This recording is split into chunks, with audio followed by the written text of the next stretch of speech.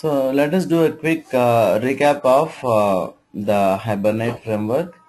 And should I really wait for other guys?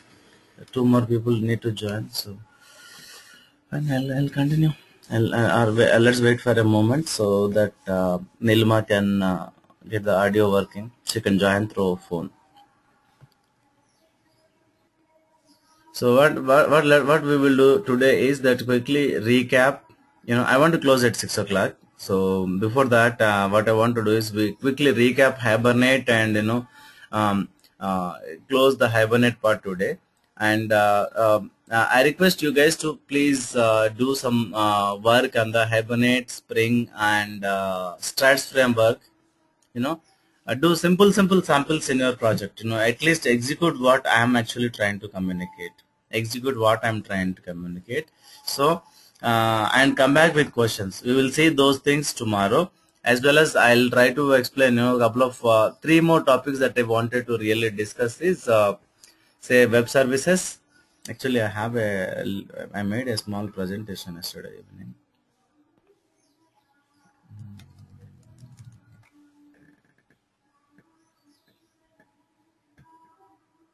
The various things that you may need to prepare. So within the strats, the thing that you need to focus is that what is model view controller. Then strats 1 and strats 2 differences, and the understanding the filters, interceptors, and listeners. Then configuration and hands-on experience with experiments, with strats 2, meaning you just need to do some samples. Validations, there is a plugin, strats plugin, validations plugin. Then there is a layouts related tiles, there are some plugins. Okay. Then you may spend time into, there are some plugins available for REST, but you may read, try to work with some couple of plugins, or you can skip. But then integrating with Spring framework, we discussed yesterday, right? That particular thing is required, how we integrate with Spring framework.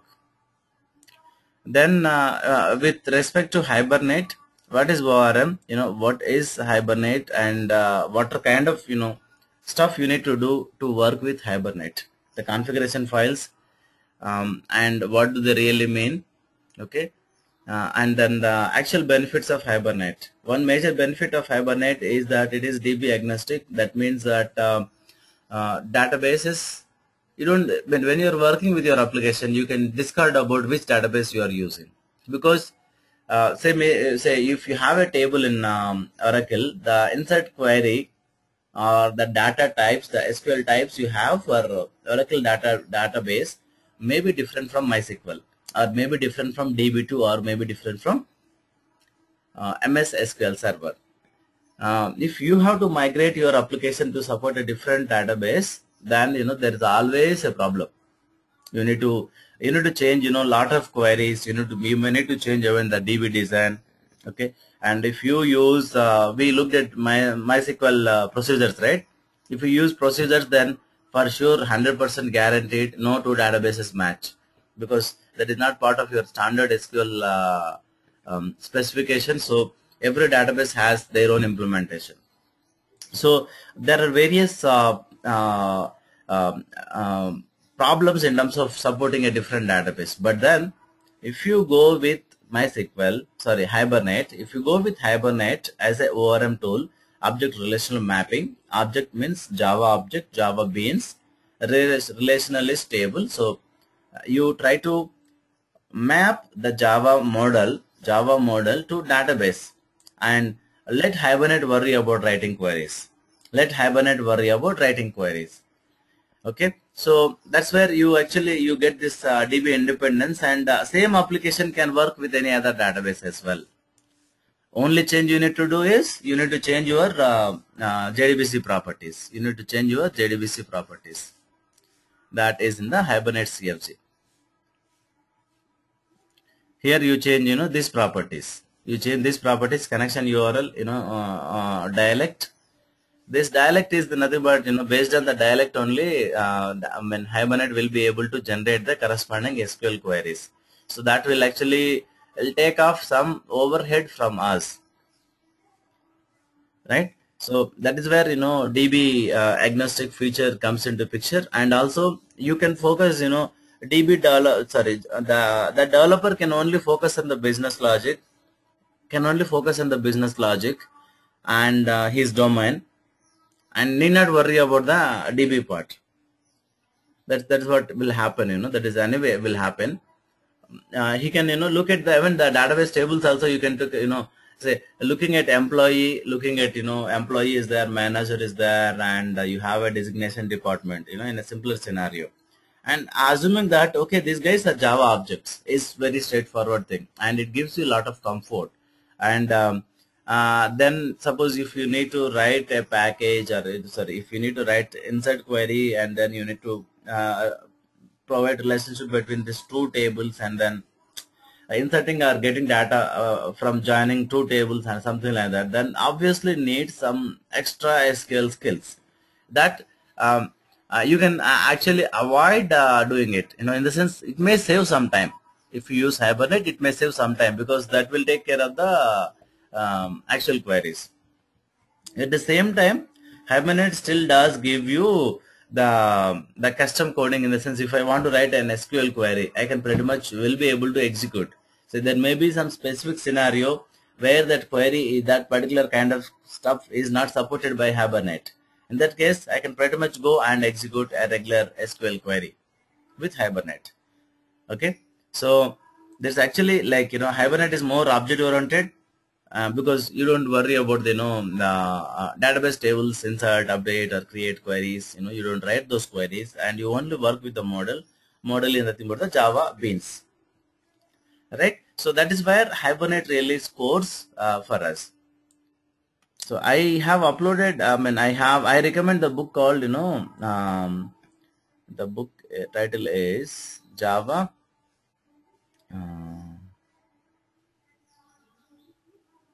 Persistence with Hibernate API. Okay, you please look at that, or any book of your choice. Now that's about at the high level. And what else you need to know about Hibernate? The basic elements of Hibernate, the same thing that I was talking about. And then how do you, when the configuration files, say hibernate.cfg,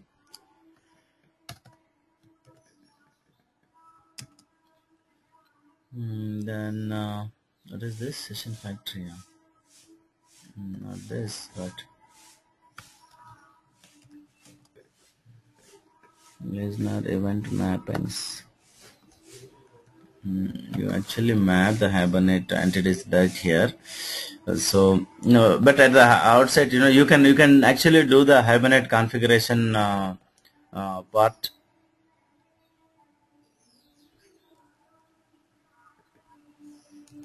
Hibernate .cfg .xml with annotated.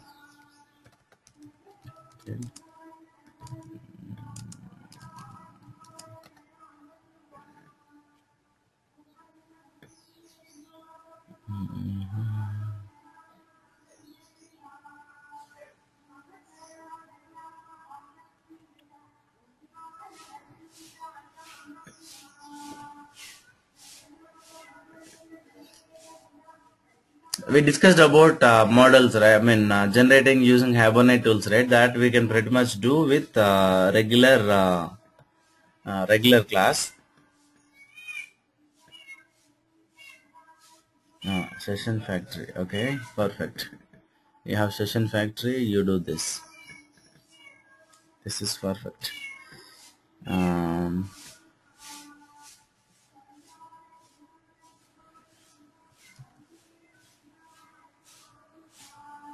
Not this, because you already have. Okay, what we can actually, like, what we can do is package as well as particular model beans I can specify. And in my case, what I will do is the package. I'll prefer giving the package.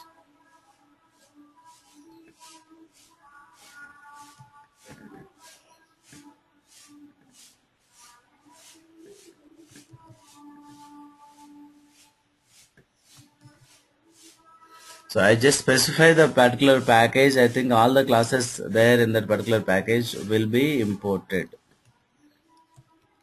So what I'll do is I'll remove rest of them and I'll comment one line for my reference.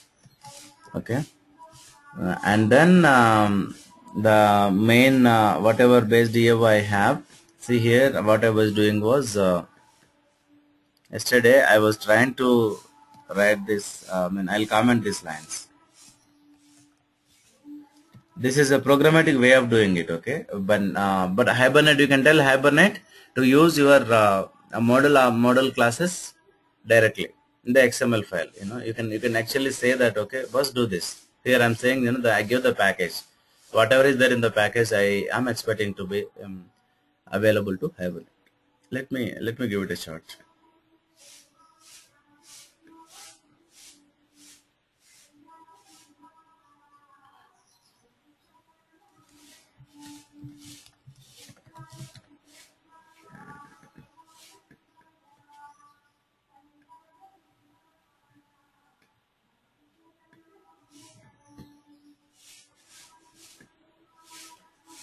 Could not parse.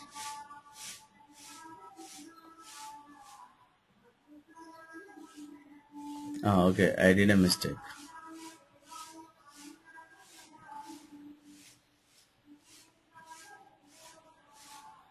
One more extra line.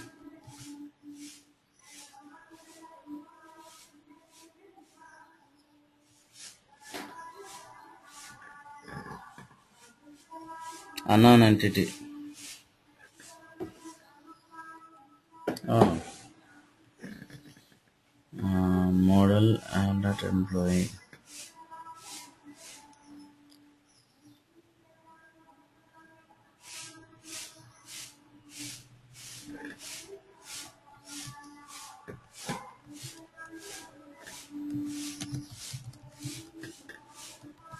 Do I need to specify explicitly?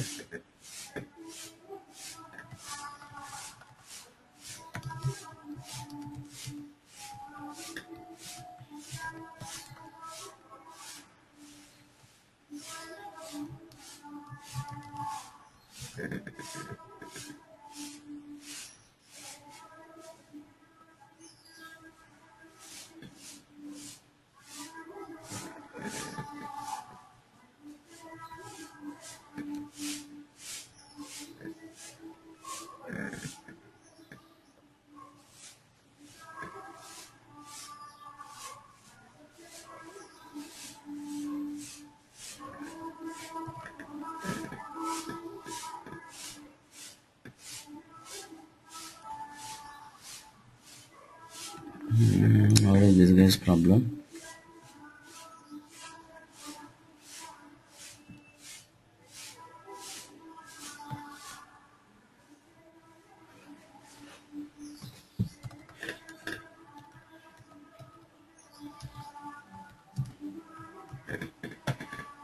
This should be working. Yeah, this is working, and it says duplicate entry. So the username should be unique. Here I gave Profula, so let me change it to Profula1 and say perfect. It is able to insert. MySQL minus your root minus p MySQL. Oops.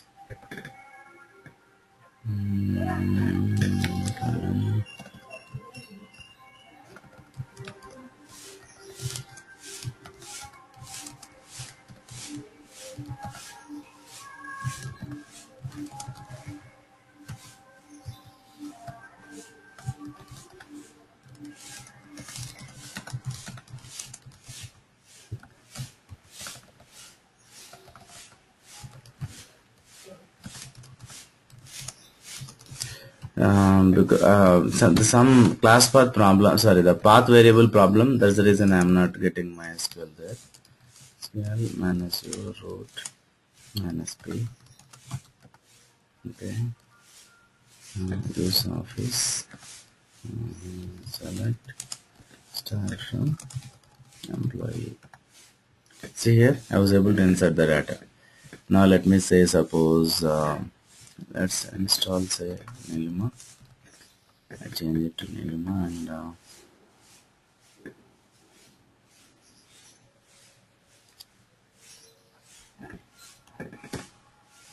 perfect, right? You see that the data gets stored as well. One more thing that I wanted to discuss about that when hibernate will be is that about the transaction concept. But looking at this, how do you use annotated beans? See, I'm talking about annotated beans. Generally what happens is you will have hibernate mappings as a separate file. Let me show you.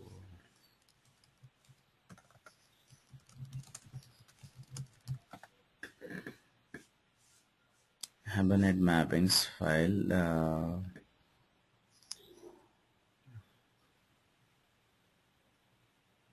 There are two ways basically to work with hibernate. One is the approach that I gave you. That's and other one is that a mappings file, where what you can do is you can for each table, okay, for each table, if I say employee that Java, then now what I did was, let us dissect this particular class. What I'm saying is I'm using annotations here, right? I'm saying that entity, that means okay, this is a DB object, and then which table it is mapping to. Table name is this. Catalog means which database it is, and then if there are any constraints, and it shows here. Then you have you define a column for each of an attribute for each of the DB columns. Then you write a constructor, and then you specify for each get method. For each get method you specify that how that property is mapped to a database. This is called annotation based approach. Annotations, these things are annotations. We already looked at in the unit testing for test methods. We have looked at annotations. We use some annotations till now. So the mapping is there within the Java file itself. But now if you don't, there is the actual older version of Hibernate, when the annotations were not supported by Java, they actually have something called Hibernate mapping files. So for each table, we write an XML file, say that contact.hbm.xml, or for us we will be writing employee.hbm.xml, department.hbm.xml, then designation.hbm.xml. You will write those three XML files, and like this, the mappings, we say which Java class it is, and the table name and ID. Okay, and the same thing that you annotated, the equivalent thing was there in the XML file. Okay, now what we do is we actually put this up into, once you write that particular XML file, okay, then we actually put in the Hibernate configuration, the hibernate.cfg, cfg.xml, this file. So here you try to specify all those, here I'm giving that, I'm trying to give the Java class, rather I need to give the XML path. Employee.hbm.xml, wherever the location, I need to give that particular location, and that reference is here. Here it is, see here, mapping resource. I need to use this approach. I can say mapping resource and give the HBM path. When I give that, so then you are done with your Hibernate configuration. So for Hibernate configuration, the very basic things is that you need to have hibernate.cfg.xml, right? Hibernate.cfg.xml. For other thing, the reverse engineer rev-eng.xml is not required to use Hibernate. That is more of to generate, it is more Eclipse specific, the plugin specific file. And once you generate your Java classes, and if you don't need any more, then you can pretty much delete that reverse engineering file. Right. So hibernate.cfg.xml is the heart for this application, and it has, you can configure, you can look at various hibernate properties, and some of them is that this first few things are related to the connection, and then next is hibernate dialect is very specific to each database. You'll find a dialect, and actually, like even within a particular database in MySQL itself, you have multiple dialects. Okay, based on the DB engine, InnoDB, or there's one more, based on the DB engine, you can see that options. Okay, so then you can also configure some more properties, like whether you want to show the SQL generated or not. See here, this guy has generated the SQL. I'm when, because of hibernate.show SQL equal to true, and I'm setting the property to true, all the generated SQL statement is, hibernate creates such SQL statements, right? That statement is printed here. They are using a prepared statement concept. See the question marks here. So generally, suppose you may do a spelling mistake or something like that. Those things you can pretty much avoid when you use hibernate, right? So you need to learn that, okay, how you can configure the hibernate. So there are two basic approaches. One is that annotated approach. Otherwise is XML file. You write employee.hbm.xml and your Java class. In that case, your Java class called employee.java will be there, but minus this annotations. Minus this annotations. You can remove these annotations pretty much. Okay. So that also I can actually show you how to generate for our DB. Export HBM mappings.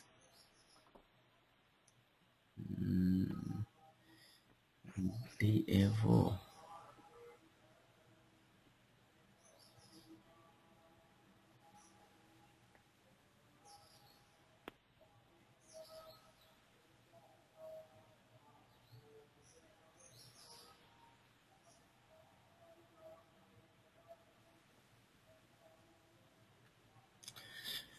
So it's doing something. See here, it generated the HBM files.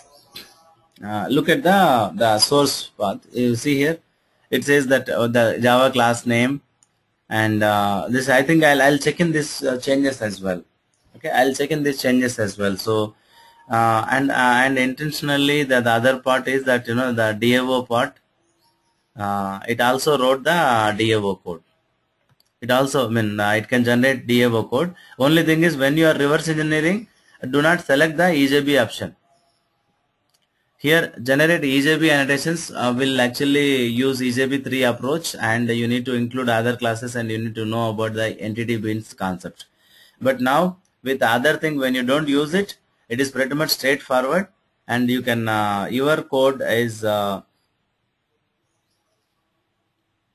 I would say is, your code is, DAO code is ready. Your DAO code is written already. Most of the methods are available here. So how I say that your department, your find by ID. Say if I want an element, if I want to get a department for a given ID, I can say that find by ID, and I can say, suppose let's write that let's write a main method in every of this. Okay. So what I can do is department home. The name they gave, the generated name is department home. Okay, you can pretty much rename it. I'll say department home DAO equal to department dot find by ID, and just I say ID2. Then I get department object.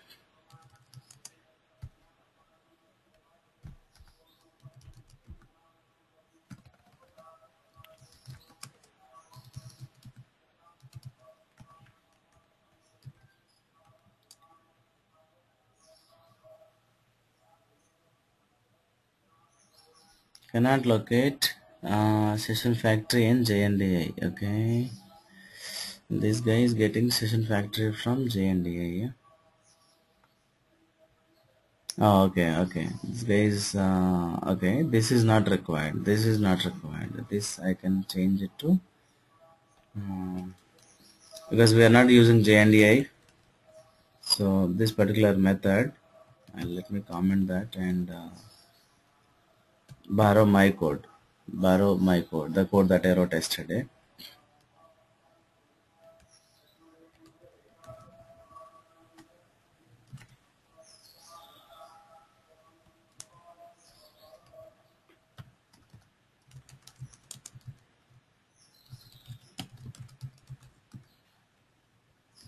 And say it's nicely it's going to work now.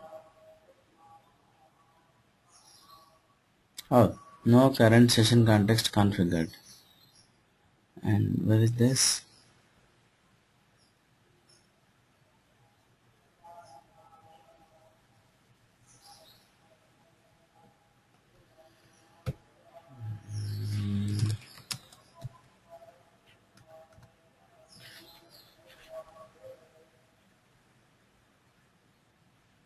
Okay, open session.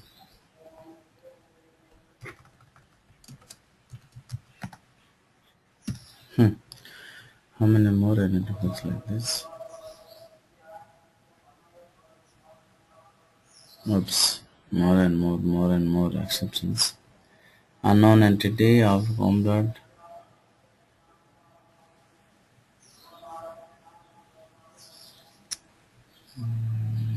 Com dot office web dot model dot department.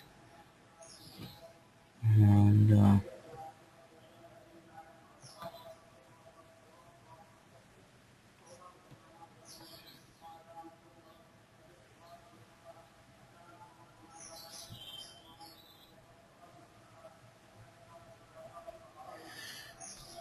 mhm. Okay, because of this code.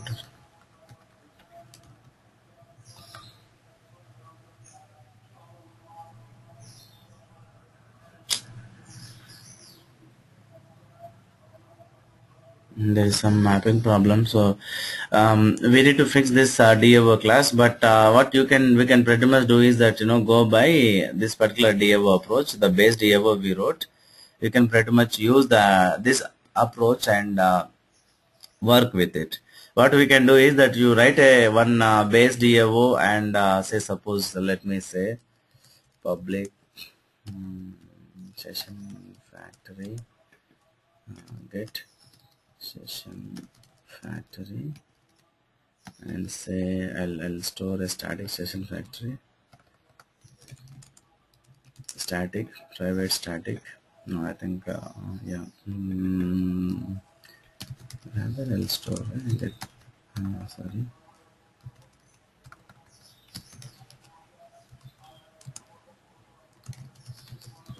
okay, and then I'll put these lines into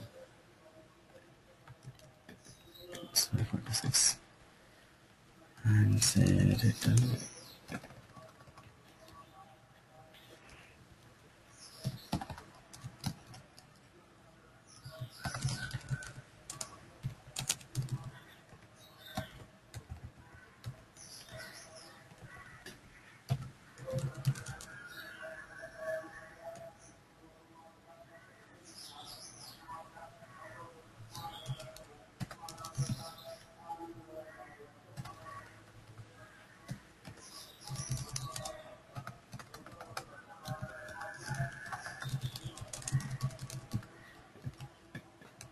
Now I have my factory.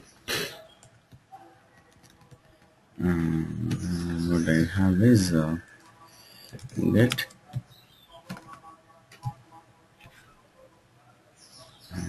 okay and create an object for it. Okay, so base DAO dot now what I can do is I can pretty much you write your code here, insert employee public void insert employee test or something like that, insert employee. Okay, maybe let me make insert employee. Okay, and let's take this,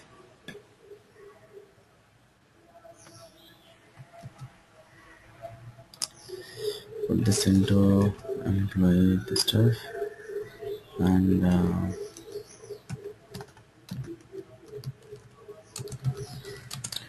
equal to get session factory dot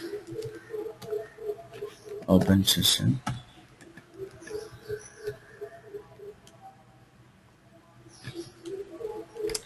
and what is this? Oh, okay, I will space that.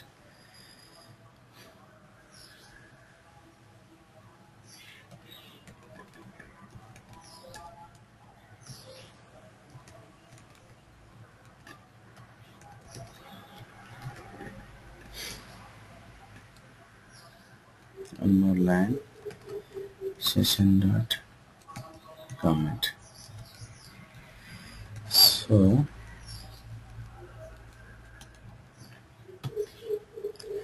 here my role will be base Diego equal to new base Diego dot insert employee.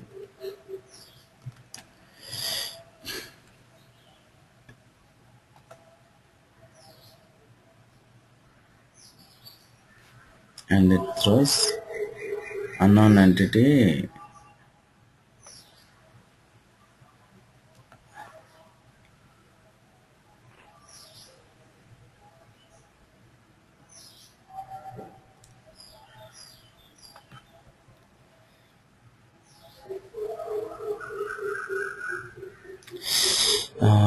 okay. See, because I generated the this part, I generated with annotations, right? So sorry, with XML file. So what it actually did was it did not generate the annotations because it generated XML files. And so that is the reason I was getting this errors. Department and designation.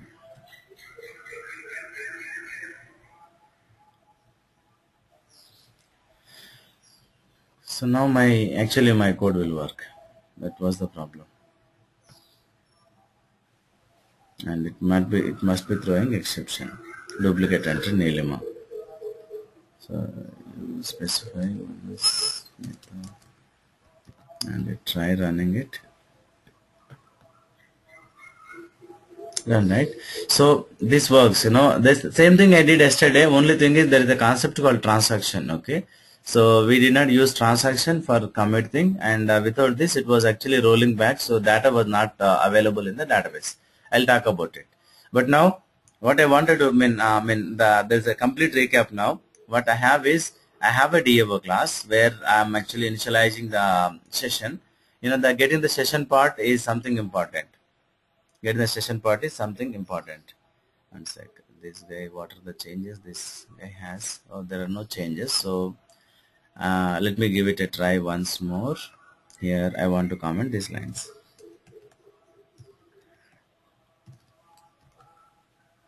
Let me give it a try. If I get exception, duplicate exception, that is fine. Unknown entity, there is some problem.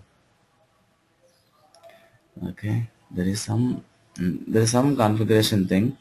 The XML part, we should be able to specify, and this guy should be able to honor. Okay.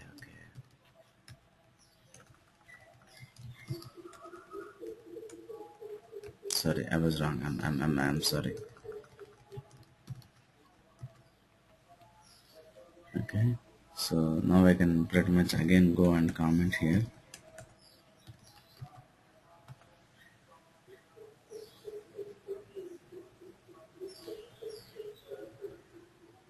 Yeah, perfect.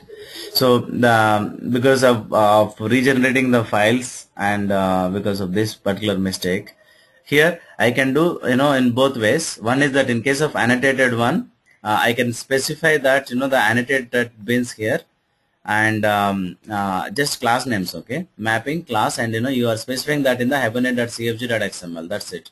It will look at the class path for this particular file and it will read from there. Or other way is that you can actually inform Hibernate to what classes it has to load dynamically using your Java code itself. now I commented this because this is pretty much working. So how to declare your beans? One is that you can go with Pojo with annotations. Pojo with annotations like this. Now you have your annotations. Now if you don't want to do this, you can remove all the annotations. Okay, you can remove all the annotations, and then you need to write something like say this. You need to write hibernate mapping files for each of the bean. For each table you will have one Java class, one HBM file. This was actually old approach, and still many of the projects they may be using this. So you need to know how to work with this. So what you can do is you create one more project, local project. You take the inputs from here and remove the annotations, or you redo without annotations. See, when you do here an export, if I say that if I remove this, it works fine.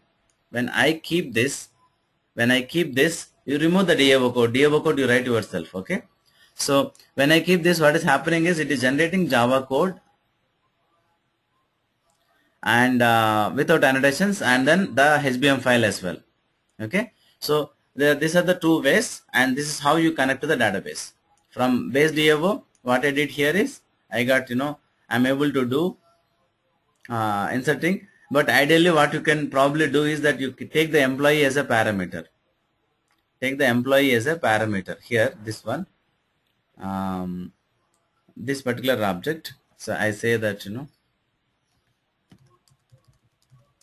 another. Okay, so this method, let me say this, and maybe null, maybe null.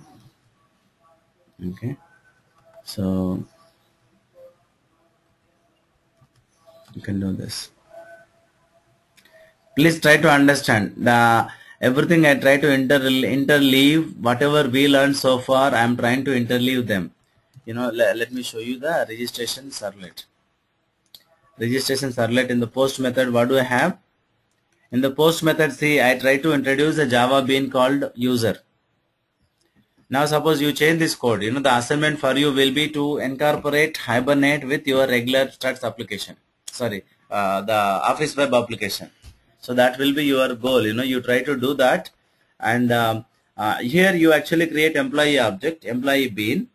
Okay, and then say that your registration registered DAO will be something similar to base DAO, and in the register DAO register method, sorry, DAO.register method, you will do, say in the register method you will do something similar to this. Something similar to this. But here what I compromised was that I am not sending the designation ID, designation employee, sorry, the manager ID. I am not sending those details. Okay, those things you need to fix as well. So it actually gets interesting when you take up a scenario and implement, and then there is a lot of learning around it. But then that's what about Hibernate.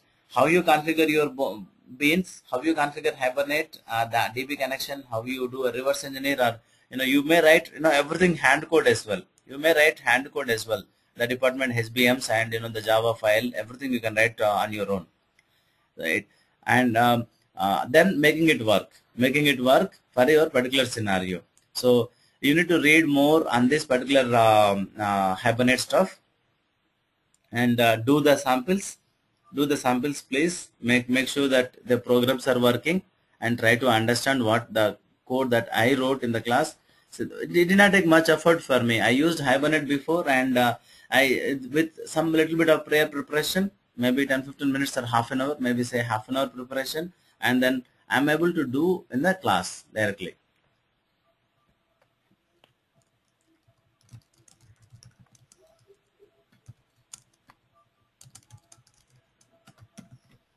Okay, so this is not required. So I request you to pay attention to the Hibernate details and focus on it. So I wrap it up there, but to explain other things, how you achieve the relationships. Okay, how you achieve the relationship and many-to-many relationships, then connection pooling and transaction management. Transaction management is something I'll talk about it. Rest I'll leave it for you to, figure it out. So a transaction, and even in the JDBC you have transaction. I mean, actually, the transaction is nothing but a JDBC transaction. The transaction means that, say suppose I'm doing a bank transfer from one account to other account. Okay. So what is the transaction here? Is it debiting my account and creating another account? Are there two different transactions, or are they one transaction? Any answers?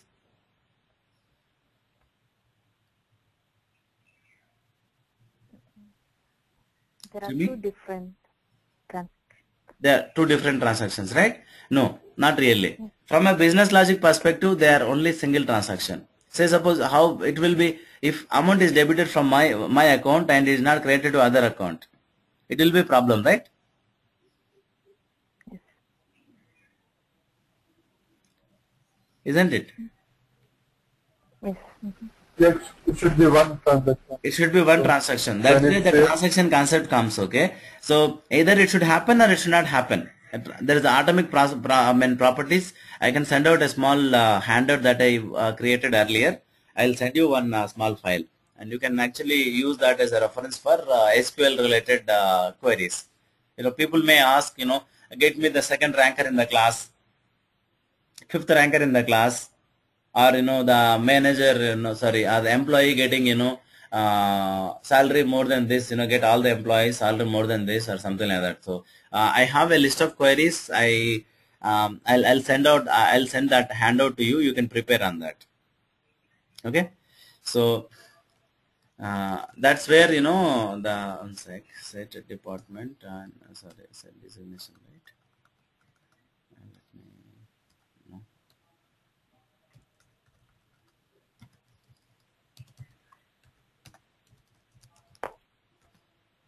Okay, I have this object, paste it here.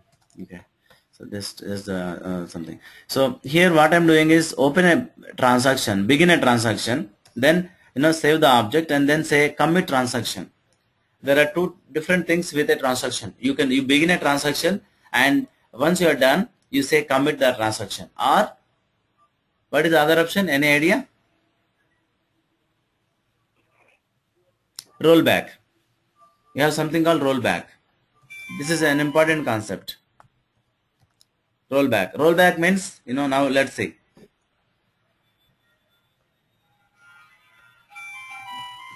One moment.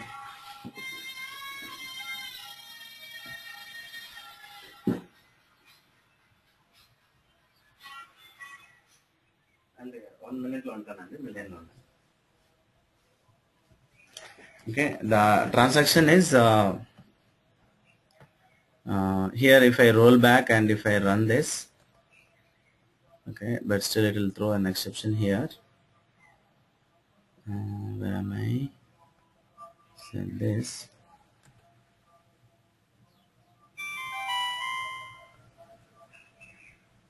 And now I can keep running this application. See? And it will not insert the data at all. So Manasmita 1 is there, Manasmita 1 2 is not there. And I'll keep running it, it will not do. That is the same problem we faced yesterday, because Hibernate was rolling back the transaction, and we needed to insert a commit statement. So this is how the transactions are this, and I'll send out the handout that will contain the asset properties, and it should be able to help you out. Okay, so because people do ask not only just Java, they look at you as a package. The database, how to write queries, how to connect to the database, the core Java, collections, IO, JDBC, servlets, JSP, HTML, CSS, something like this. They'll expect you as a package. I cannot just say that I'm very good at core Java. Maybe that very specific companies may only need core Java guys. But in general, you need to be as a package. You should be available and useful for a company. And then you believe in that fact. You believe that okay, I'm a guy can do anything in the Java. Okay, that belief you need to have first place. Okay, and then do the interviews well, and you will surely land up in a good job. There's no doubt about it, because you have been really doing a good job about learning the technology. So that's about for today. What we will do is that we will do more. I'll actually plan come back tomorrow